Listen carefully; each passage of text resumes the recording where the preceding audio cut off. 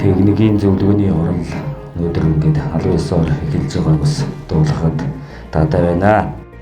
За тэгээд тамирчдын хувьд бол одоо байнгын сануулдаг нэг зүйл бол одоо тайзан дээр соёлтой байх. Бодибилдингийн өмсгөлийн ташааны өргөн 3-аас 5 см, классикийнх нь 15-аас 20 см байх ёстой шүү. Техникийн зөвлөгөөний хурал маань одоо болж нийт тамирчид, шүүгчид, албаны хүмүүстэй тэмцээнд амжилт хүсье. Жингээ бас үзүүлээ гараасаа сурчсан. Өмсгөлийн стандарт хангаагүй байх юм бол бас оноод нөлөөлдөг. Поло зүг барьснараа бас өөрөө давуу талтай хэсгүүдээ сайн харуулж чаддаг байгаа шүү.